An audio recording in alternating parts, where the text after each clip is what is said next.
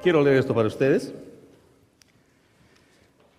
Mi amor está crucificado, no me gusta ya la comida corruptible, sino que quiero el pan de Dios, que es la carne de Jesucristo, y su sangre quiero beber, que es bebida imperecedera, porque cuando yo sufra, seré libre en Jesucristo, y con Él resucitaré en libertad. Soy trigo de Dios, y los dientes de las fieras han de molerme, para que pueda ser ofrecido como limpio pan de Cristo. Nació aproximadamente el año 30 al 35 después de Cristo, fue detenido, juzgado y condenado a morir en Roma como parte de la celebración de la victoria sobre los dacios. En su camino a Roma fue visitado por varios cristianos de la región. Escribió 7 cartas y en su carta a la iglesia de Roma, él pide que le dejen ser como su Dios, el Señor Jesucristo, para que no solo me llame cristiano, dice así, sino que también me comporte como tal. Ignacio de Antioquía murió como mártir por su fe cristiana en el año 107 después de Cristo. Hermanos, esta historia no es el inicio de la persecución de la iglesia cristiana. Es la continuación de lo que significa persistir en la fe una vez que uno ha creído en el Señor Jesucristo. Si usted lee la historia de la iglesia, justamente desde el pasaje que el día de hoy vamos a hablar, hasta el día de hoy, la iglesia cristiana ha sufrido persecución, especialmente para aquellos que se plantan firmes en su fe cristiana. Hermanos, era el momento para el apóstol Pedro y Juan, después de haber predicado aquel sermón, porque habían sanado por el poder de Dios a un hombre que estaba cojo de nacimiento. Había llegado el tiempo de persistir, porque no era suficiente confesar que Jesucristo vivió, murió, fue sepultado y al tercer día resucitó, sino que era necesario persistir en la fe que ellos mismos habían confesado, porque habían sido detenidos por los oficiales del gobierno, y realmente este era un momento en que ellos tenían que decidir persistir en su fe. Realmente una prueba a nuestra confesión de fe en el Señor Jesucristo nos espera después de que hemos confesado en Él para persistir ante las adversidades que la vida nos presenta a consecuencia de nuestra fe.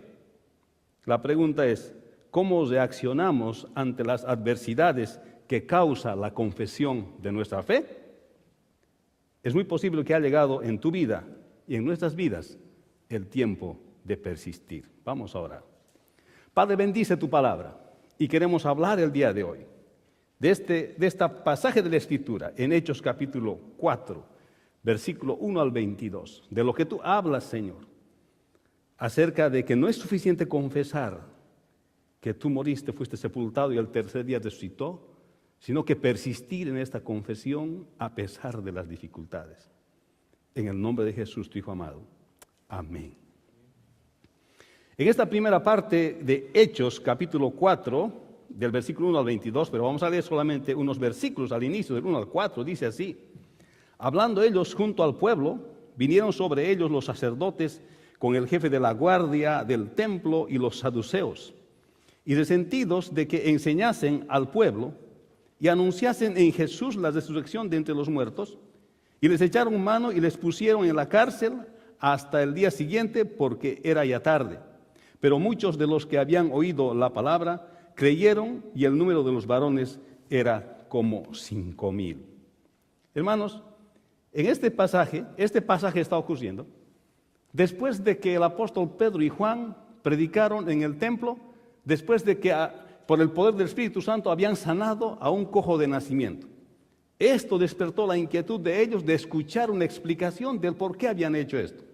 Pero una vez que escuchan la explicación y Pedro expone otro sermón, las autoridades, el jefe de la guardia, dice aquí, literalmente, y los sacerdotes y los saduceos no estaban muy contentos con este mensaje, porque ocurre que 5,000 personas se han convertido y ellos no estaban muy de acuerdo con lo que estaba sucediendo. Así que los detienen al apóstol Pedro y a Juan, los encarcelan porque ya era tarde. Esta es la primera vez que personas que aman al Señor Jesucristo y que predican su fe son encarceladas por causa del Señor, registrado aquí en el libro de los Hechos. Pero ¿qué es lo que les motivó a los jefes de los sacerdotes y qué es lo que les motivó al jefe de la guardia y a los saduceos de llevarlos y detenerlos? Pues por la Escritura podemos ver que exactamente este era el grupo de personas que le habían llevado a juicio al Señor y le habían condenado en la cruz del Calvario. Y habían objetado más antes y habían dicho que justamente para que ellos no hablen de que Jesús resucitó, pongan guardia en la tumba del Señor Jesucristo. Pero aquí había un poco más allá. Vemos que se menciona claramente a los saduceos. Mayormente el Sanedrín, el grupo que condenó al Señor Jesucristo, estaba formado por saduceos. Y la diferencia entre los saduceos y los fariseos es que los saduceos no creían en la resurrección de los muertos, ni creían en los espíritus. Y aquí aparecen dos diciendo que Jesús es resucitado y de paso ha sanado a este hombre cojo y han predicado y 5,000 se han convertido. Entonces veían una amenaza hacia la práctica de sus creencias. Entonces había que detenerlos porque su mensaje era demasiado incendiario. Habían venido creyendo por aproximadamente 150 años y más que no había resurrección de los muertos. Y de pronto aparecen estos dos discípulos que además son seguidores de aquel que crucificaron hace muy poco tiempo atrás, diciendo que la resurrección existe y que ese hombre cojo había sido sanado por el poder del resucitado. ¡Qué controversia más grande! Porque estaba afectando las creencias que ellos tenían respecto a la resurrección de los muertos. Pero había llegado el momento para los apóstoles, porque era el momento en que los apóstoles tenían que empezar a lidiar con aquellos que se oponen a su fe. ¿Le ha pasado esto alguna vez? Que por confesarse usted cristiano, por decir que es un hijo de Dios, ha tenido que enfrentar a veces la oposición de aquellos que no piensan igual que usted o no creen igual que usted. Pero esta sería la forma en que los discípulos del Señor, a partir de este momento, en algunas situaciones de su vida, tendrían que enfrentar. Y lo he puesto en tiempo futuro, que los creyentes lidiarán con los que se oponen a su fe, tal vez es en tiempo presente. Los creyentes lidian con los que se oponen a su fe, a su confesión de que Cristo murió, fue sepultado y al tercer día resucitó. Hermanos, ¿cuántas veces te han ridiculizado por causa de tu fe? ¿Has persistido? ¿O te has callado a causa de la burla? ¿Te has avergonzado de tu fe? Pero ha llegado el tiempo de persistir. Llegó el tiempo de persistir para los discípulos. No era suficiente anunciar el Evangelio, sino que ahora estaban en la cárcel por causa del Evangelio. Pero quiero decirles, hermanos, que los apóstoles estaban presos, 2 de ellos. Pero la palabra de Dios no está presa. Amén. Las cárceles no pueden detener el Evangelio del Señor Jesucristo. Las cárceles no pueden detener la proclamación del Evangelio. Hermanos, y esto nos prueba una vez más en el siglo XXI ahora, cuando la iglesia en China tiene más de 100 millones de creyentes. Está prohibido reunirse abiertamente en la fe en Cristo Jesús en la China. Pero el Evangelio se difunde como un reguero de pólvora en aquella nación. Los chinos han dicho, vamos a volver a Jerusalén, vamos a volver a evangelizar Jerusalén. Ahora están creciendo y mandando misioneros y ellos tienen esta meta de volver a evangelizar Jerusalén. Hermanos, es que no se puede detener la verdad del Evangelio del Señor Jesucristo solamente con regulaciones, porque aunque podemos detener a las personas, no podemos detener el crecimiento del Evangelio del Señor. Amén. Así que había llegado el tiempo de lidiar con aquellos que se oponen a la fe de los discípulos. Había llegado el momento de enfrentar aquellas situaciones difíciles que nos presentan por el hecho de confesar nuestra fe. Y el versículo 5 al 12 dice: y aconteció al día siguiente que se reunieron en Jerusalén los gobernantes, los ancianos y los escribas, y el sumo sacerdote Anás y Caifás, Juan y Alejandro, y todos los que eran de la familia de los sumos sacerdotes, y poniéndoles en medio les preguntaron: ¿con qué potestad o en qué nombre habéis hecho vosotros esto? Lo que podemos ver aquí, hermanos, que los creyentes proclaman su fe a pesar de la adversidad que enfrentan.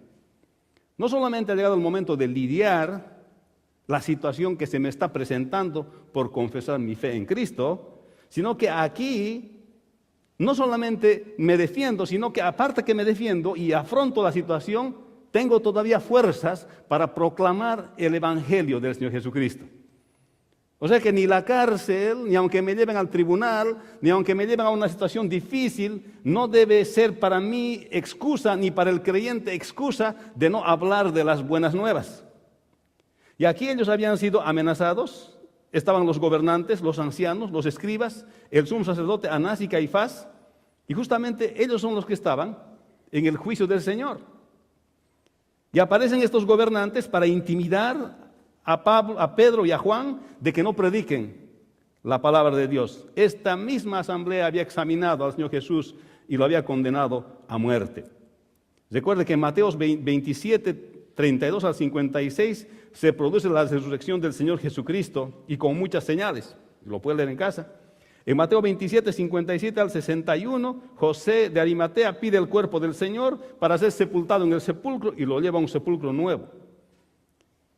Y estos eran los principales sacerdotes y fariseos, y que fueron Pilatos a pedir guardia para la tumba del Señor, para evitar que sus discípulos digan que ha resucitado. Y dijeron que el error secundario sería peor que el primario, en Mateo 27, 62 al 66. Así que este mismo cuerpo, este Sanedrín, había previsto de que pudiesen aparecer los discípulos de Jesús diciendo que ha resucitado. ¿Y qué vamos a hacer? Es mejor que coloquemos guardia en la puerta del sepulcro para que nadie pueda decir que ha resucitado. Pero él no contaba con el poder de Dios.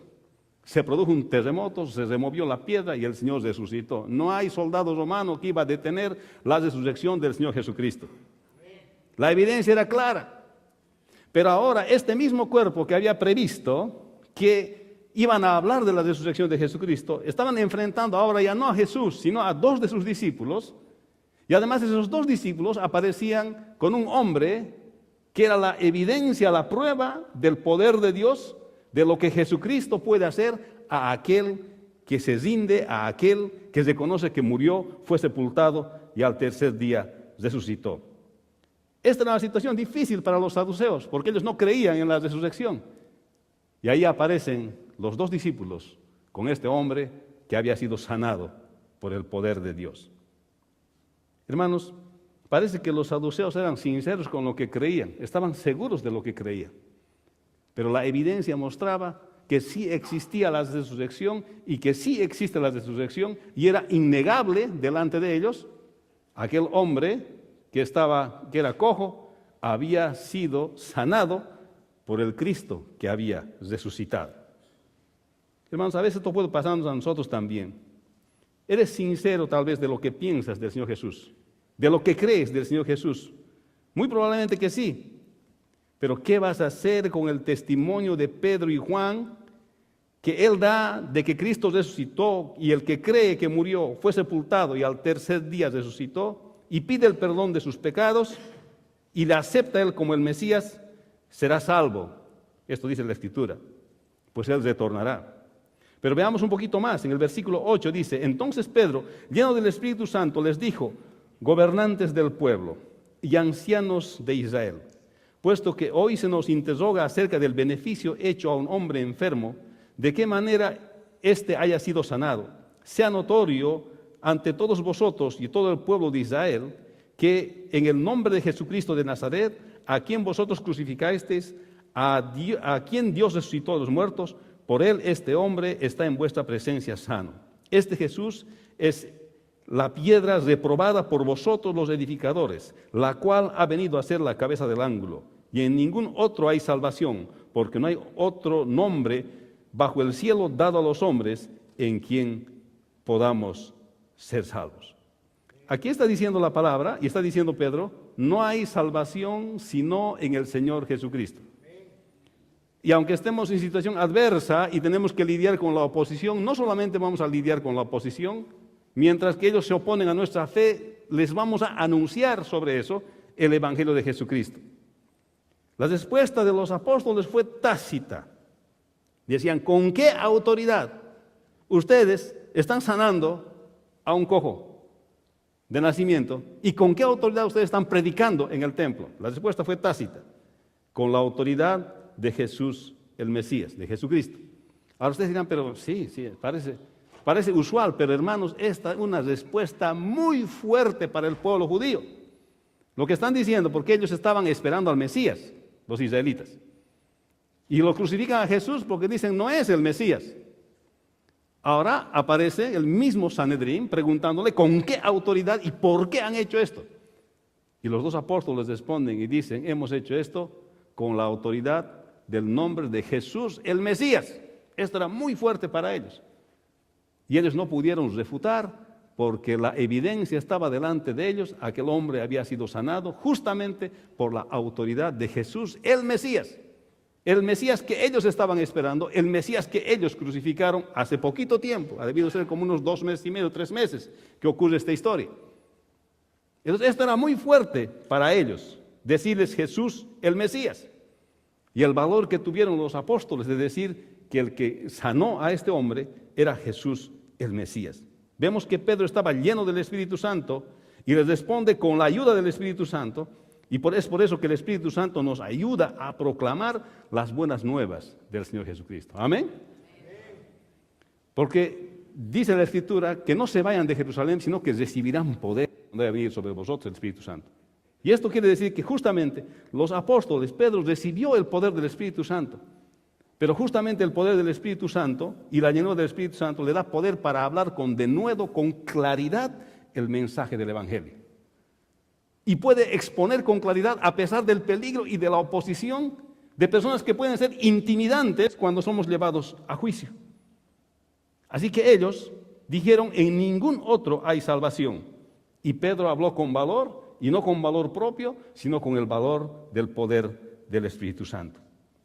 La llenura del Espíritu Santo nos da poder para hablar coherentemente, valientemente, abiertamente de la salvación que hay en Cristo Jesús. ¿Cuántos dicen amén?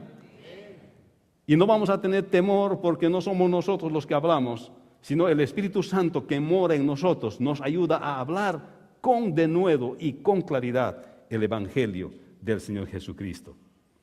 Así que no va a ser solamente que vamos a lidiar con los que se oponen a nuestra fe, sino también que el creyente va a proclamar su fe en medio de esas dificultades y de esas adversidades que enfrenta. Va a explicar, va a poder hablar claramente el Evangelio a pesar de las adversidades que se presentan en su vida. Hermanos, este es el desafío que tenemos nosotros el día de hoy. Porque la persecución el día de hoy, o la persistencia de la fe del creyente el día de hoy, es mucho más sutil. Ya no se permite a nuestros niños orar en las escuelas como se hacía antes. No se permite leer la Escritura como se leía antes en las escuelas. Se quitan de los lugares públicos cuando se encuentran los 10 mandamientos. Se está sacando cada vez más las Escrituras de la misma educación del centro aquí en los Estados Unidos. Y se están formando generaciones de jóvenes que no conocen, no tienen idea de lo que es vivir con los valores judeocristianos que siempre ha tenido América. Hermanos, la persecución el día de hoy es más sutil, pero que nosotros como cristianos tenemos que estar dispuestos a persistir y ser capaces de articular lo que es el Evangelio del Señor Jesucristo, aún en estas circunstancias difíciles. En el versículo 13 al 22 dice, entonces viendo el denuedo de Pedro y Juan, sabiendo que eran hombres sin letras y del vulgo, se maravillaban y les reconocían que habían estado con Jesús. Y viendo al hombre que había sido sanado, que estaba en pie con ellos, no podían decirle nada. Hermanos, la proclamación de las buenas nuevas es un mandato superior. Por tanto, no puede ser revocado por alguien inferior, porque veamos lo que dice el resto de la Escritura ahí, del 15 al 18, dice, entonces les ordenaron que saliesen del concilio y conferenciaban entre sí diciendo, ¿qué haremos con estos hombres? Porque de cierto, la señal ha sido hecha por ellos, notoria a todos los que moran en Jerusalén, y no lo podemos negar. Sin embargo, para que no se divulgue más entre el pueblo, amenacémosles para que no hablen de aquí en adelante a hombre alguno en este nombre. Y llamándolos, les intimidaron que en ninguna manera hablasen ni enseñasen en el nombre de Jesús. Y miren lo que dicen los apóstoles, el 19. Mas Pedro y Juan respondieron diciéndoles: juzgad si es justo delante de Dios obedecer a vosotros antes que a Dios, porque no podemos dejar de decir lo que hemos visto y oído. Ellos entonces les amenazaron y les soltaron, no hallando ningún modo de castigarles por causa del pueblo, porque todos glorificaban a Dios por lo que se había hecho, ya que en el nombre en quien se había hecho este milagro de sanidad tenía más de 40 años. Hermanos, ¿vamos a obedecer a Dios o vamos a obedecer, dice acá, a ustedes que nos prohíben predicar la palabra de Dios? Y les dice, es justo, hermanos, juzguen ustedes lo que nos están pidiendo. ¿Vamos a dejar de hablar de las buenas nuevas o vamos a obedecer a Dios? Hermanos, las buenas nuevas, en el versículo 13 al 14, van acompañadas de la prueba de su autenticidad. Es cierto que en el caso de la proclamación de las buenas nuevas de Pedro y Juan, la evidencia de la autenticidad, de la verdad, del Evangelio de Jesucristo, era justamente este hombre cojo que estaba parado aquí, ex cojo, ahora sano, que estaba parado ahí, que el Señor lo había sanado. Esa era la evidencia de la veracidad, de la autenticidad de su mensaje. Pero el día de hoy, Dios quiere que nosotros nos presentemos no solamente hablando el Evangelio de Jesucristo, sino también nosotros mismos nos presentemos como una prueba de autenticidad de lo que Dios puede hacer en la vida de las personas, de aquellos que se rinden al Evangelio del Señor Jesucristo. ¿Cuántos dicen amén? Porque es muy probable que el Señor no va a sanar a todos los que están enfermos, y así lo ha hecho, y así se puede ver en las Escrituras. Ni el mismo apóstol Pablo se sanó cuando oró por sí mismo. Pero va a hacer también sanidades el Señor. Sí, también puede sanar el Señor cuando Él en su soberana voluntad quiere.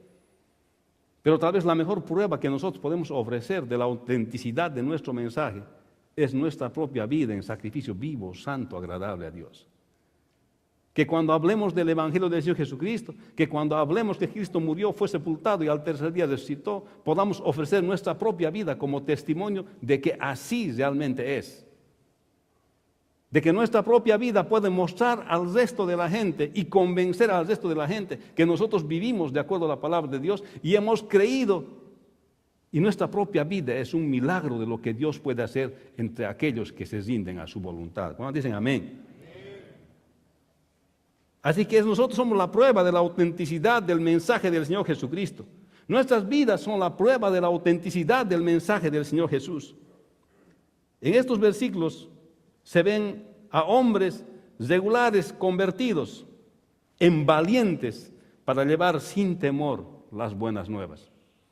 Hermanos, el Evangelio no solamente está escrito aquí, debe estar escrito en nuestra propia vida, en nuestra propia transformación, en nuestro propio cambio de valores, en nuestra propia forma de ser, de tal modo que cuando hablemos y expongamos la palabra de Dios, se pueda ver nuestra vida como testimonio propio de lo que Dios puede hacer en aquellos que son transformados por Cristo Jesús. No se necesita mucha preparación para proclamar las buenas nuevas. Lo único que se necesita es entender bien la obra del Señor Jesucristo y segundo, reflejarla en nuestra vida diaria, de que evidentemente es así. Amén. Cuando vieron a Pedro y a Juan, dijeron, estos hombres son sin letras, estos no han tenido nunca una educación. Así como ellos tenían educación, pero hablaban con denuedo, con libertad, porque hablaban de la convicción de su corazón, lo que Dios había hecho en sus vidas. Ellos dijeron, no nos podemos callar lo que hemos visto y lo que hemos oído, no nos podemos callar. Y aunque no tengamos el mejor lenguaje del mundo, vamos a expresar lo que hemos visto y lo que hemos oído. Dios quiere testigos, así como dijo al inicio del libro de Hechos, para que hablen del Señor Jesucristo. Pero este testimonio debe ser reflejo de lo que uno vive en su propia vida. Así que la proclamación de las buenas nuevas es un mandato superior, por tanto, no puede ser revocado por alguien inferior. Nadie lo puede prohibir predicar el Evangelio de Jesucristo. Las buenas nuevas no se pueden detener debido a su veracidad. Lo que pasa es que aquí este hombre que había sido sanado estaba parado ahí frente a todos como testimonio. Hermanos, el Evangelio no se puede detener porque solamente alguien diga que no hay que predicarlo. El Evangelio no se puede detener porque alguien ha regulado que no se debe predicar, hermanos. El Evangelio avanza debido a su propia veracidad, porque es la verdad. Y nadie lo puede detener. Queridos hermanos, no importa cuántas leyes hagan aquí en los Estados Unidos para detener la palabra de Dios. Pero la palabra de Dios y el Evangelio no se detienen porque su fuerza no viene de las regulaciones que podamos hacer políticamente aquí. Su fuerza viene de su veracidad. Y su veracidad le impulsa. Ya ustedes pueden ver la historia del cristianismo y van a ver que cuántos han tratado de detener el Evangelio de Jesucristo. Y nunca han detenido a las personas, pero no han detenido el avance de la verdad. Porque el Evangelio avanza debido a su veracidad, porque Dios es veraz. ¿Cuántos dicen amén? Pero nosotros le damos este énfasis de avanzar cuando nosotros decidimos vivir la palabra de Dios. Hermanos, los saduceos no querían que se difunda esta doctrina de la resurrección de los muertos, porque no les convenía a sus intereses, porque ellos se querían mantener en el poder político a toda costa. Y si para esto tenían que sacrificar una doctrina, querían sacrificar esa doctrina porque ya habían matado al Señor Jesucristo, pero el Señor Jesús resucitó.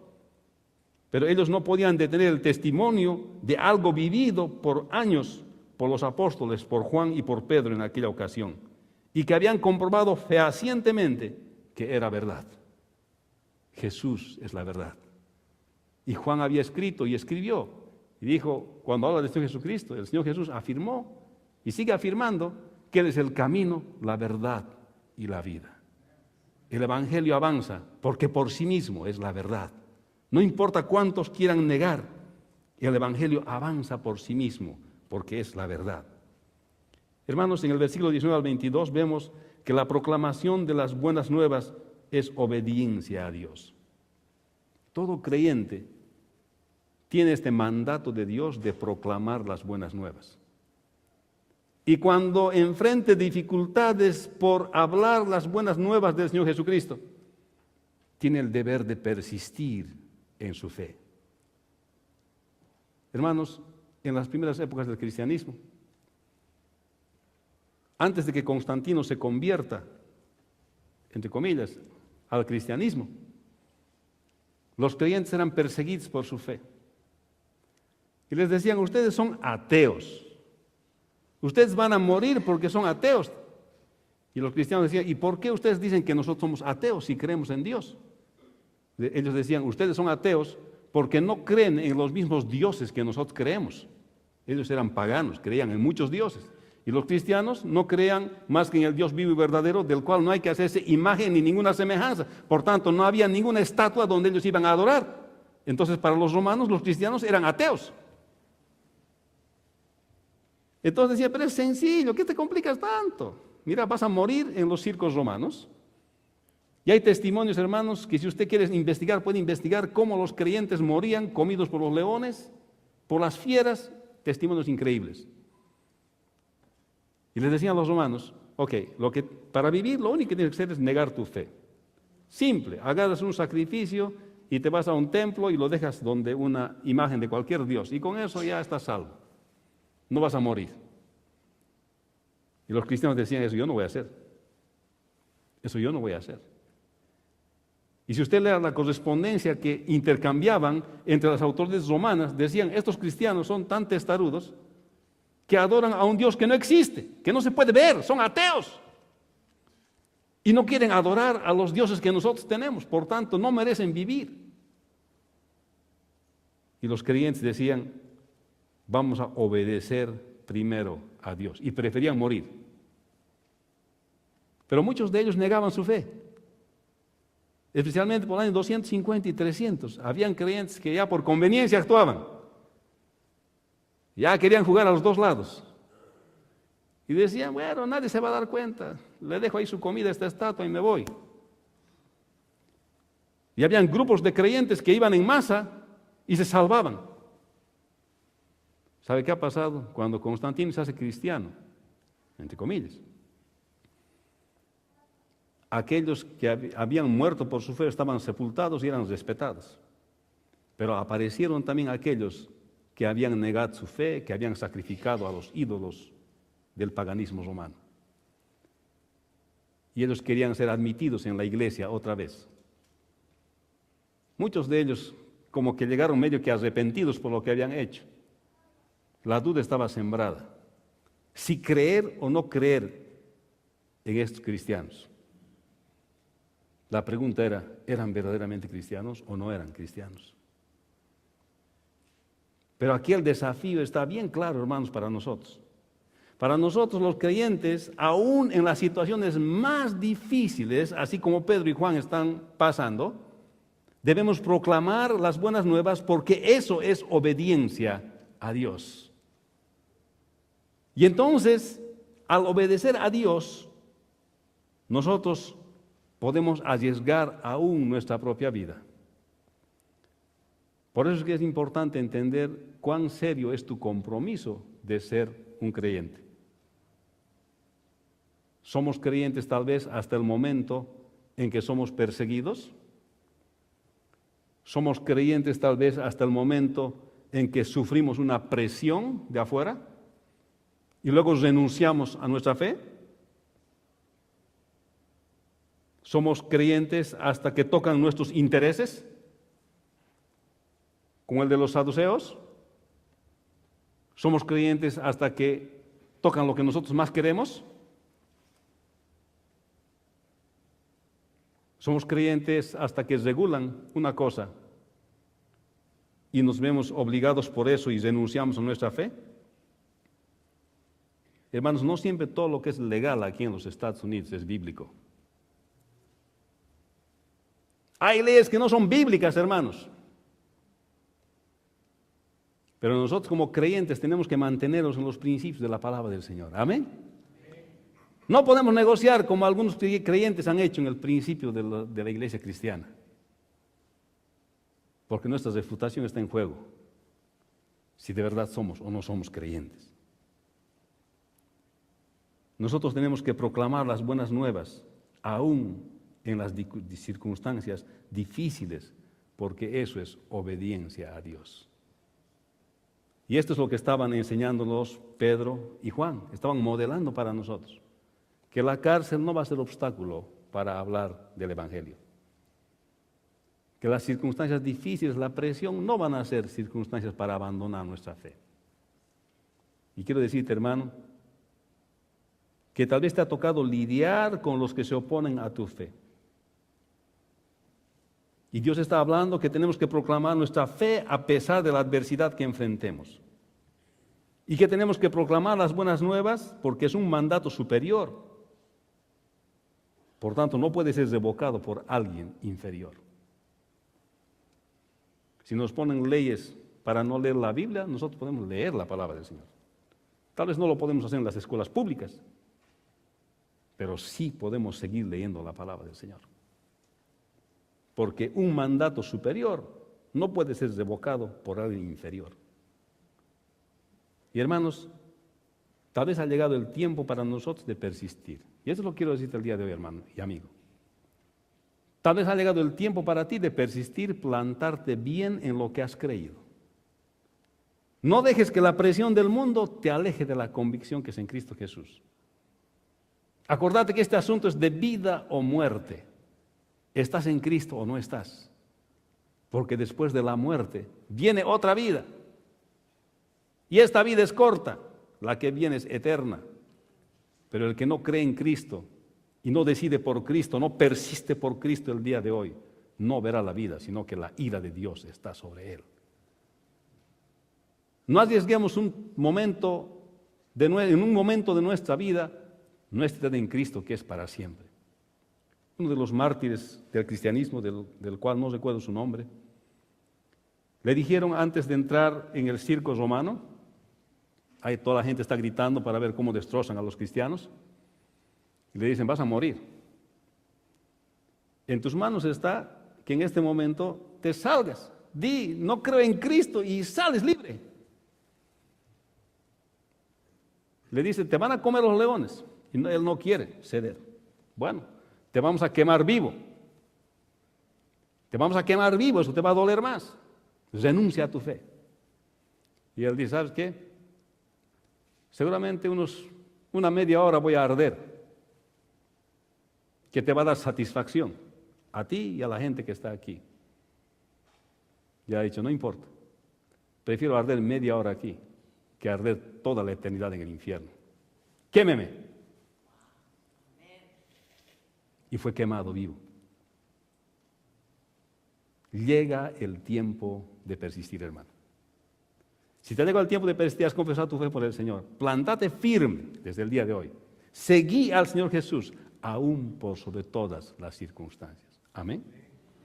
Padre bueno, bendice tu palabra el día de hoy. Gracias, Señor, porque nos muestras cómo los apóstoles, Señor, nos enseñaron a persistir y nos enseñan hasta el día de hoy a persistir en la fe que hemos tenido en ti. Hemos visto, Señor, hileras de mártires, Señor, a lo largo de nuestra historia, cómo por su fe se han plantado firmes, Señor, y no han vuelto atrás, han preferido perder sus vidas, Señor. El sacrificio que nos pides el día de hoy, Señor, es persistir. Y oramos por todos aquellos, Señor, que están luchando en sus propias vidas, Señor, que tal vez no se están plantando firmes en sus convicciones y todavía negocian con aquello que es el mundo. Pero hoy oramos por ellos, Señor, para que en tu poder y en tu bendición los pongas firmes, Señor, y que a partir de hoy puedan lidiar, Señor, con aquello que se opone a su fe. En el nombre de Jesús oramos para que tú fortalezcas estas decisiones en tus hijos. En el nombre de Jesús. Amén.